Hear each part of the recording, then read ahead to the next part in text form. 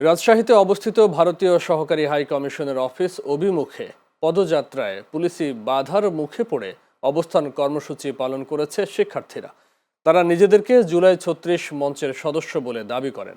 বৃহস্পতিবার দুপুরে নগরীর পদ্মা আবাসিক এলাকায় অবস্থিত ভারতের সহকারী হাই কমিশনারের কার্যালয়ের ১০০ গজ দূরে এই ঘটনা ঘটে।